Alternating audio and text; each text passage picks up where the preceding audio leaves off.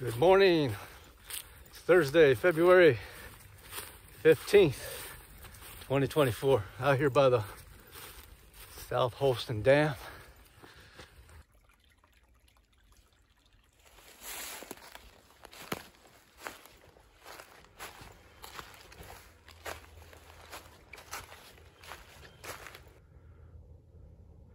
This here looks like it was an old road at one time.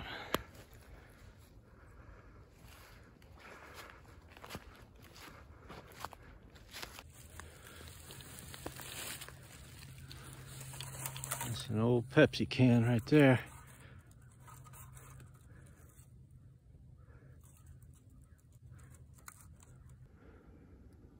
Still following this, what appears to be an old road. Let's see what kind of can this is. Genuine Draft Beer, Schlitz Brewing Company. That's an old one. Yeah, it looks like this probably was an old road. People threw their beer cans out the window as they're driving up this old road here.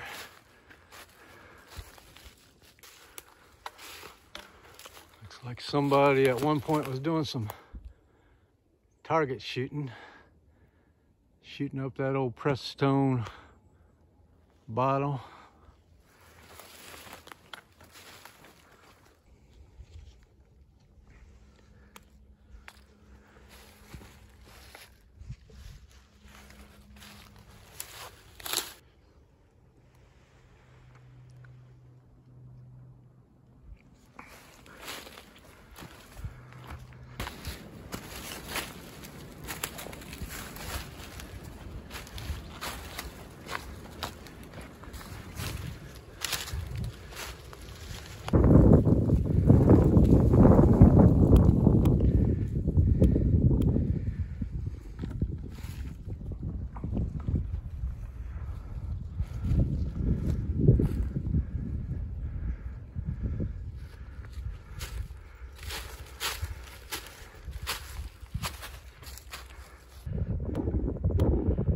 That old road goes up way over there. What used to be a road.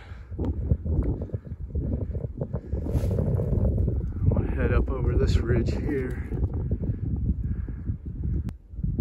Another sign of human activity. Either that was an old sign. There's a piece of yellow right there, like it was an old sign.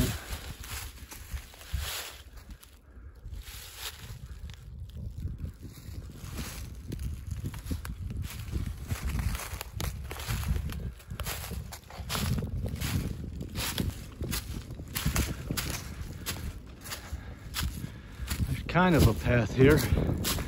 Looks like it used to be a path. There's another sign up there. So that way is private property. It's Tailwaters Lodge. They have a cabin over that way. I ain't going that way. I'm going this way here. Follow this ridge over to the spillway, or to the path leading to the spillway. There's something on a tree here. What's this say? It's a bearing tree. The corner is approximately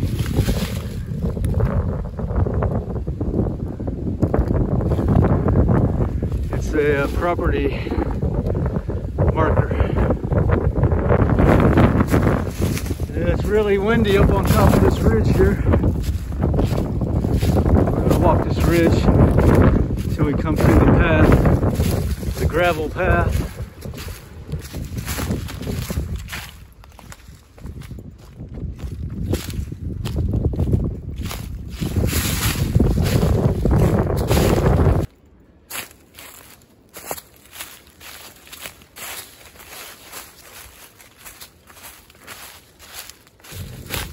There's another bearing tree marker.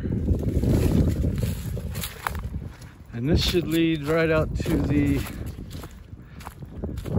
gravel path that goes to the spillway. Let's see how long this path lasts.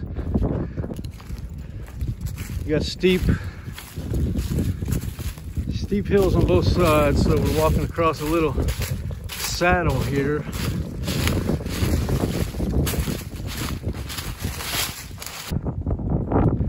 Headed up to the top of this knob here. Got a good view of the dam over there.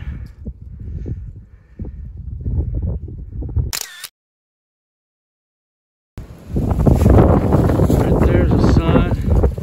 It says Property Boundary National Forest.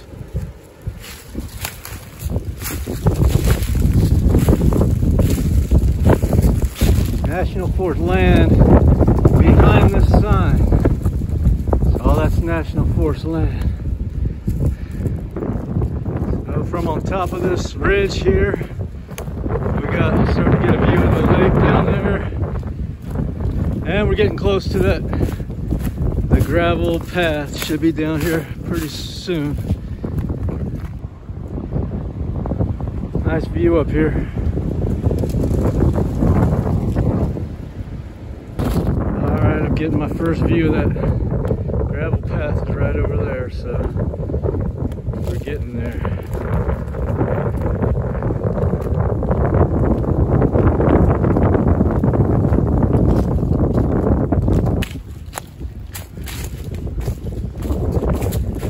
Here's where this path comes out to the gravel road here.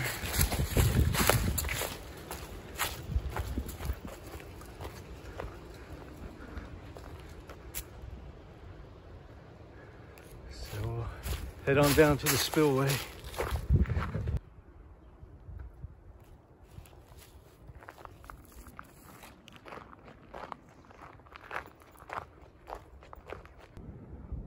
My first bird of the day I got. Looks like a downy woodpecker up there, or a hairy woodpecker, one of the two. There goes a woodpecker. That's a red belly woodpecker over there.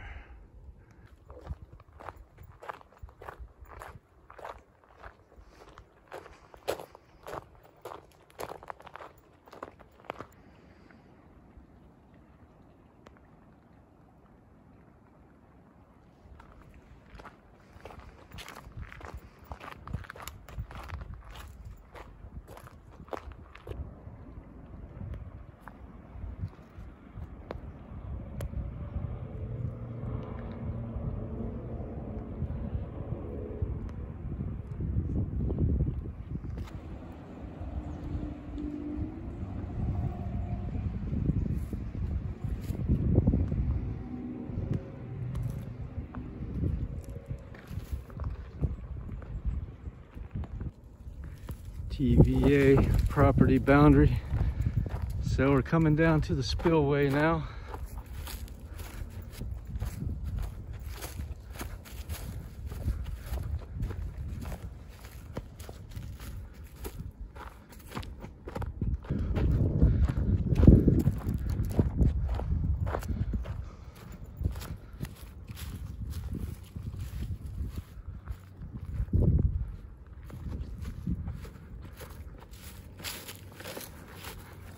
Climb this wall and get a look at the other side over here.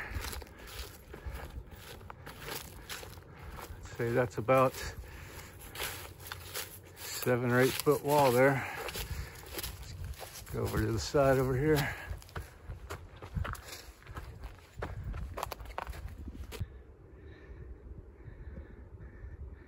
So here it is. Ye old spillway.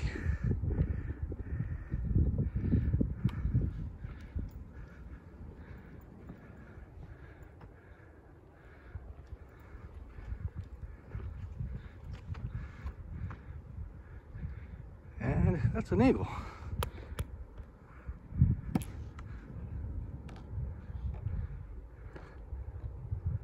A bald eagle.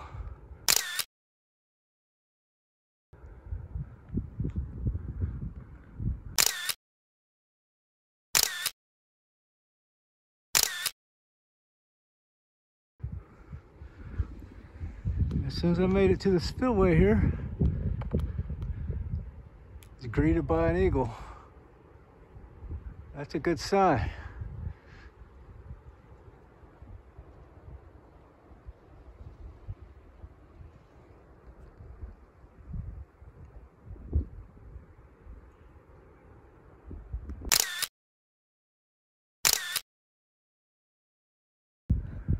I don't know if you can see that. The moon is out. The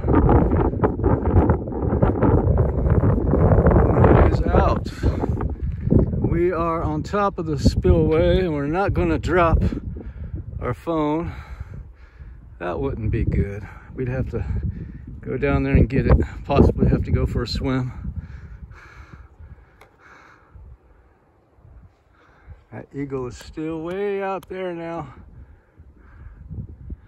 That was my first eagle seeing in the wild. Those are some steep cliffs there.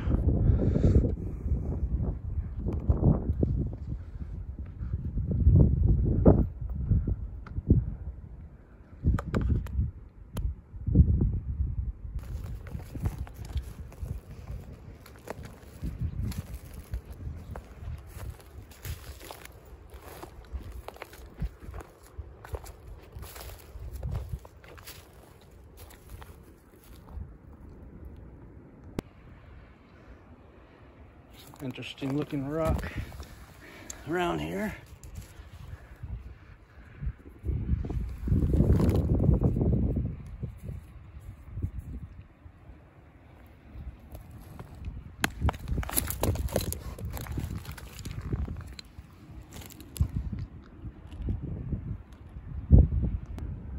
There goes those two planes again. I don't know if you can see it on the video. I'll try to get a photo.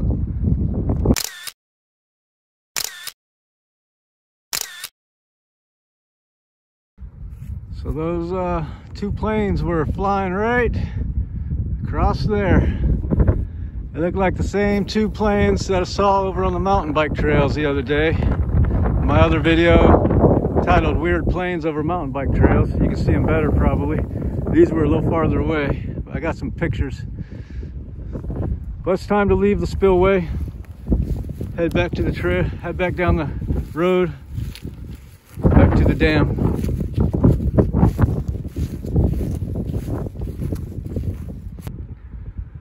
I just gotta get another shot of that daytime moon right there.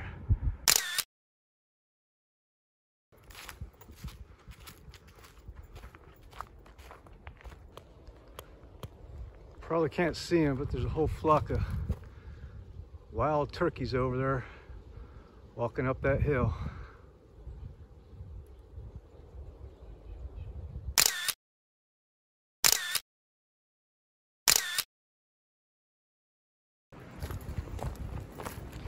Now we're coming out to the main road out here.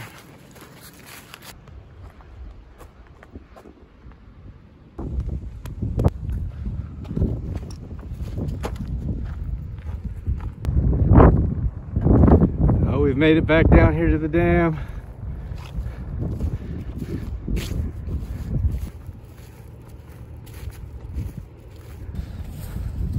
So that's gonna do it for this video.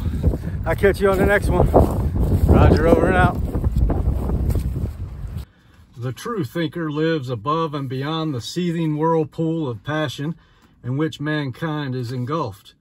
He is not swayed by personal consideration, for he has grasped the importance of impersonal principles, and being thus a non-combatant in the clashing warfare of egotistic desires, he can, from the vantage ground of an impartial but not indifferent watcher, see both sides equally and grasp the cause and meaning of the fray.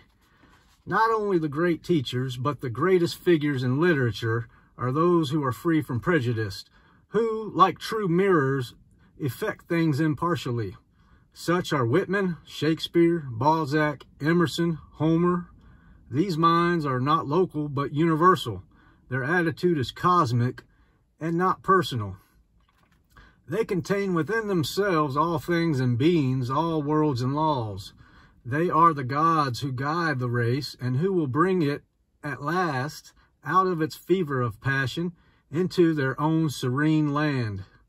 The true thinker is the greatest of men, and his destiny is the most exalted.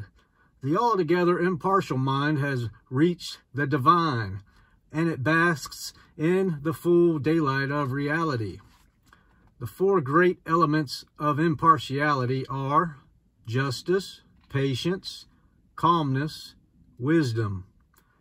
Justice is the giving and receiving of equal values. What is called striking a hard bargain is a kind of theft. It means that the purchaser gives value for only a portion of his purchase, the remainder being appropriated as clear gain. The seller also encourages it by closing the bargain. The just man does not try to gain an advantage. He considers the true values of things and molds his transactions in accordance therewith. He does not let what will pay come before what is right, for he knows that the right pays best in the end. He does not seek his own benefit to the disadvantage of another, for he knows that a just action benefits equally and fully both parties to a transaction. If one man's loss is another man's gain, it is only that the balance may be adjusted later on. Unjust gains cannot lead to prosperity, but are sure to bring failure. A just man could no more take from another an unjust gain by what is called a smart transaction that he could take it by picking his pocket. He would regard the one as dishonest as the other. The bargaining spirit in business is not the true spirit of commerce. It is the selfish and thieving spirit which wants to get something for nothing. The upright man purges his business of all bargaining and builds it one the more dignified basis of justice. He supplies a good article at its right price and does not alter. He does not soil his hands with any business which is tainted with fraud. His goods are genuine and they are properly priced.